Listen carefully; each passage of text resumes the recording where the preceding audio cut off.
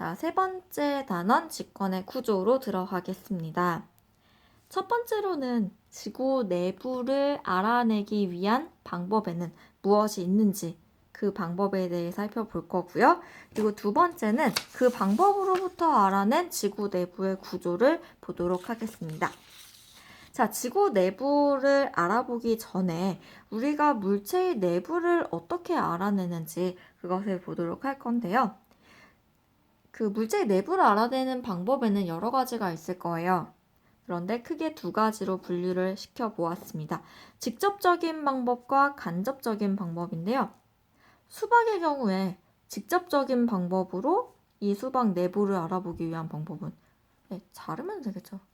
자, 그런데 수박을 구입하려고 할 때 마트에서 모든 수박을 다 잘라볼 수 있을까요? 안 되겠죠. 그랬다간 큰일 나죠.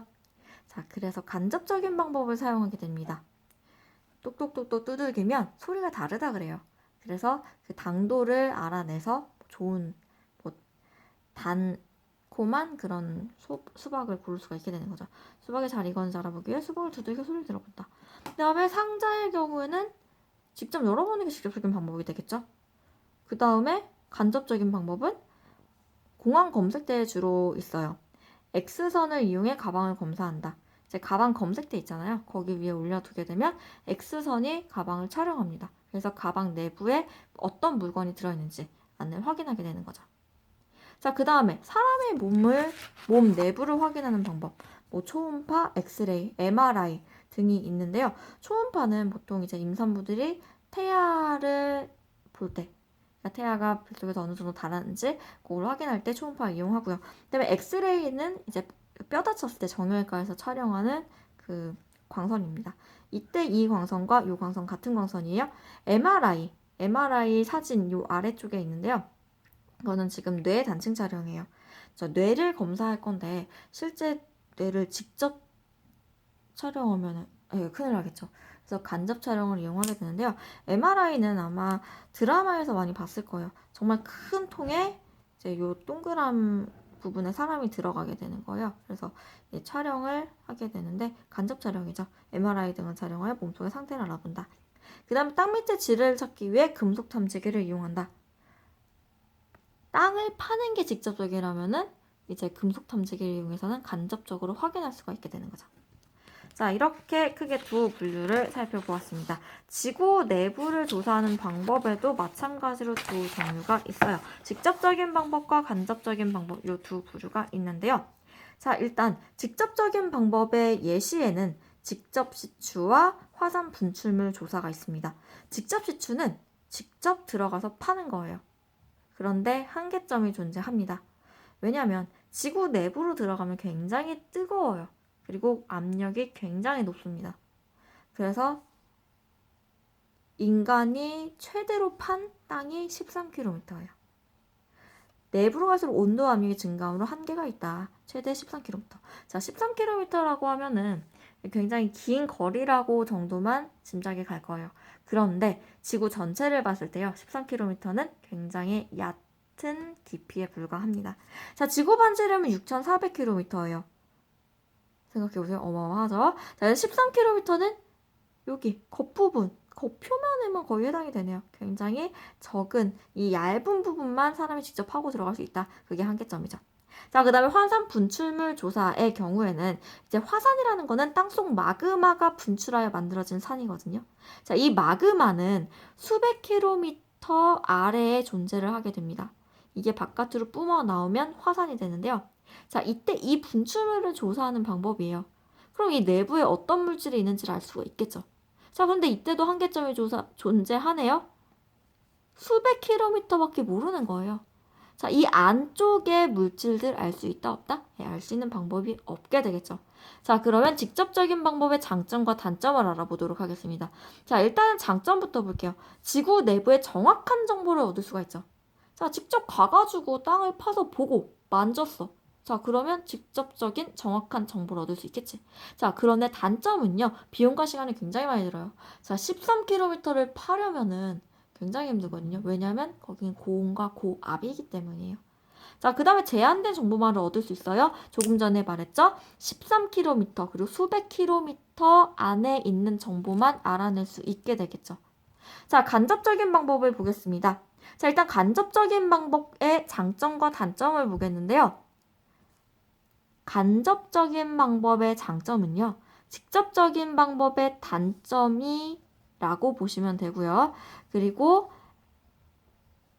간접적인 방법의 단점은요. 직접적인 방법의 장점과 연결되어 있다라고 보시면 돼요. 지금 뭐냐면 간접적인 방법의 장점은요. 지구 내부의 전체적인 정보를 얻을 수 있대요. 자, 그런데 직접적인 방법의 단점은 제한된 정보였죠. 이때 전체적 정보지. 연결되죠. 자, 그 다음에 간접적인 방법은요. 직접적인 방법의 정확도가 떨어진대요. 자, 그런데 직접적인 방법의 장점은요. 정확한 정보도 얻을 수 있대요. 요게 요거와 연결돼 있다라고 보시면은 좀 더 수월하겠죠. 자, 그 다음에 간접적인 방법의 탐사 방법을 볼 텐데요. 지진파 분석과 그리고 광물 합성 실험, 운석 연구 등이 있습니다. 자, 여기에서 중요한 거는 지진파 분석이에요. 다른 건 필요 없어요. 그냥 이런 게 있구나 정도만 알아두시면 되고요. 거기에 대한 상세한 자세한 정보는 필요 없습니다. 자, 그래서 지진파 분석만 알아두시면 돼요. 그리고 우리는 지금 이 지진파 분석으로부터 지구 내부의 구조를 파악할 거고 어떻게 이루어져 있는지를 공부를 할 거예요. 자, 그 밑에 있는 그림은요, 교과서에 나와 있는 그림인데요. 자, 시추, 얘는 직접적인 방법, 화산 분출물, 직접적인 방법, 운석 연구, 간접적, 지진파 연구, 이것도 간접적. 이게 중요하다 그랬죠. 자, 그럼 지진파 연구를 배울 텐데, 자, 그럼 지진부터 알아야 되겠네? 자, 지진은 뭐냐면, 지구 내부에서 발생한 충격으로 땅이 흔들리는 현상이에요. 땅이 흔들리는 현상을 모두 말해요, 지진은. 자, 그러면 그 발생 원인은 화산활동. 자, 안에서 마그마가 확 나오니까 당연히 땅이 흔들리겠죠? 지하 동굴이 붕괴됩니다. 천장이 뚝 떨어졌어요. 그러면은 당연히 흔들리겠죠. 자, 그 다음에 지층이 끊어졌어요. 단층이라고도 하죠. 자, 단층의 그림은 교과서에 나와 있어서 이거 잠깐 보여드리겠습니다.